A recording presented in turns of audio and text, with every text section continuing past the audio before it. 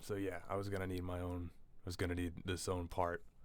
It's only gonna be a couple minutes, but I was running out of time there. Louis seems to be calling in all of his favors. And I appreciate Louis so much for what he's doing recently within the last 10 years. He's putting things into overdrive. And because he's worked on his craft for so long, he's made a lot of connections as a result. And he's, like I said, he's calling in his favors now while he has the shit in overdrive. He's just it's almost like he got like this anxiety burst of like, oh my god, I'm 30, 40 years old and I haven't done anything with my life. So he started putting out, special every year, just like George Carlin did. He has a story talking. If you listen to him speak at Carlin's memorial, or they did like a Carlin 40 years of comedy or 50 years of comedy, something, and he spoke at it, and he breaks down in it. It's a very emotional speech. It's a beautiful speech, but he talks about how Louis inspired him to really kick it, or how Carlin really inspired him to kick it into gear. And he started following Carlin's model of specials, of just putting one out every year and then scrapping that work and then working on new shit for another year and then doing that. But in between that, he's taking it a step further. He's putting out, either a thing of Louis or he's doing something like Horace and Pete, you know what I'm saying? And this dude's pushing himself to the limit, or he's going overseas he's filming something and he's doing it all independently. He's doing it all himself. He's learning how to edit. He's learning how to film. He's learning how to do all this shit. At 40 years old, that's so inspirational, and he's doing it beautifully. He's being incredibly successful doing it. But Horace and Pete is a new level, man. Incredible, legendary actors coming in all the time, and it just ended yesterday, and it ended on an incredible note. Horace is played by him, Louis, and Pete is Steve Buscemi, and or is it Buscemi? I always get it. Whatever. Weird looking dude. He's the dude who was he's part of Adam Sandler's acting class early on. So he was always in all of Adam Sandler's movies. Adam Sandler's a cool guy too. I like how he made like that deal with all of the people in his acting class or whatever. They did like a D12 thing where they're like, all right, whoever makes it, we're coming back. You know what I'm saying? For the rest of you.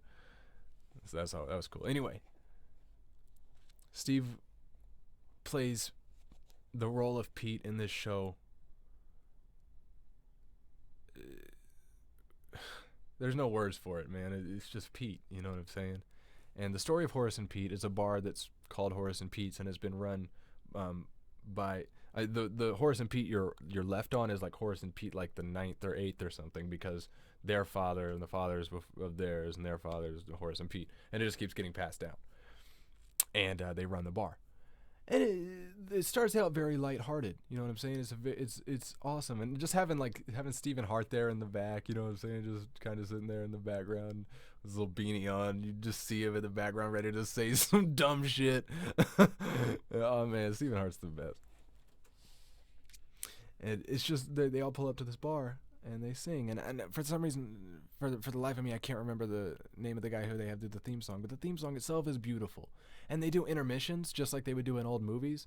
I wasn't around during this time, but my mom used to tell me that back during her day, when she would go see a movie as a kid, they would often have intermissions where you could like stop halfway through and it would say just intermission on the screen, play some music or whatever. You can go get some popcorn, go to the bathroom, do whatever you need to do, come back, watch the rest of the movie. And I really wish they would still do that, but Louis does that in the show, you know what I'm saying? Because it's like an hour, every episode's like an hour long. But the way he did it was beautiful. The way he put it out in itself was beautiful, and the way he funded the show was, he just put, like I said, he did it very under the radar. He hit any of us who have bought any of his stuff, any of his work. We got an email saying, hey, check out Horace and Pete. And the first one was like $2, and then I think the second one was like $3. Next one was $2. I think he kept it between $2 and $4 the whole time. But each one you paid for funded the next one. You know what I'm saying? You paid for it through PayPal. He got the money. You got a link to the stream or whatever, or if you wanted to download it, and you could watch it. And then he'd use the money that he got from everybody buying that, to put it in to paying the actors and hiring in a new guest actor and stuff for the next show. and the result was beautiful. It was just a beautiful show, even though it was so low budget and it was all happening, on one like set stage and stuff. The connection that I developed with the characters through just the 10 episodes it played was unlike that of any other show. Now, again, I don't watch much TV. I mean, outside of like Lost, I haven't ever watched a very serious show all the way through. I'm really into shows that you can just kind of put on and just leave them on in the background. I love The Office. I love Scrubs. I love Family Guy. I love Futurama. Some of Futurama is like Bob's Burgers in the sense that you can't like count 3 seconds of just silence, where it's like Bob's Burgers is crazy. Go to Netflix right now, put on any episode of Bob's Burgers, and just try to, like, once the first person starts talking, try to count 3 seconds of not dialogue. They don't fucking do it. They don't let you breathe. They don't let you fucking breathe. I don't get it. I hate it. I hate it. I hate it. I hate it. I hate it. And it's so important to be able to breathe in a show for me. That's why The Office is beautiful. Everybody's like, oh, it's all about the UK Office. No, I'm talking about the American Office.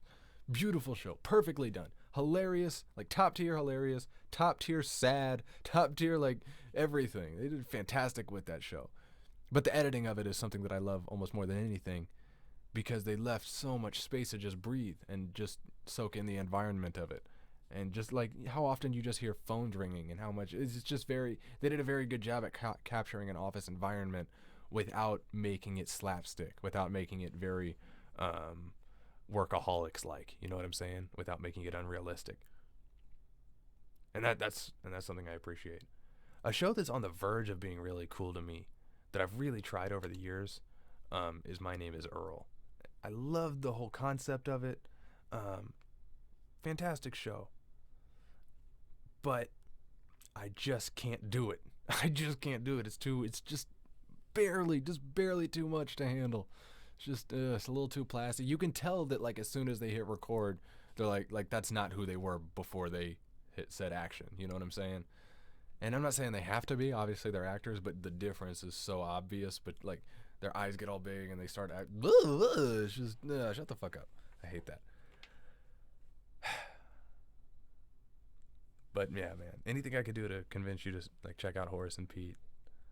Fantastic show, fantastic experience, and Louis very good at touching on things that they haven't touched on in shows before.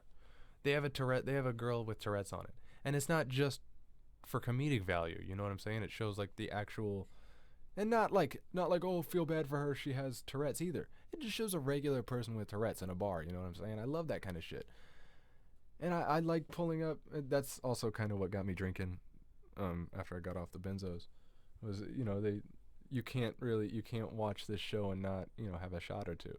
You know what I'm saying? Just the environment of it. And I'm old enough to legally go into a bar, but I'm still going to wait another 10 years or so I don't like automatically piss people off when I walk in. Because I imagine if I was like a 30-something-year-old, I'd just automatically get like, ugh, when like a 20-year-old walks in. And that's what they do in this show. You know what I'm saying? When, they're all chilling, talking, or whatever, but then some hipster ass, 22-year-old walks in and with her girlfriends, and they're just like, oh, fucking goddamn it. Fantastic show. Please check it out. That's all I have to say for now. I believe that's all I have to say for this update. Yeah, other than that, please hit me up if you want to collab. I'm still doing collabs. Free, paid, whatever you can do. Please hit me up. I'm just trying to make connections with people here. It's as much as I like doing solo work, I really like collaborating more. So even if that's just means you're a producer, you want to make a beat you want to send me a beat. I'm working on a song my friend Aaron just sent me the beat for last night. Send me beats. You know what I'm saying? If anything you do with regards to this shit, anything that I can add to, what I'm trying to build here. If you feel like you can contribute any piece of it, please let me know. I'd love to work with you. And that's it.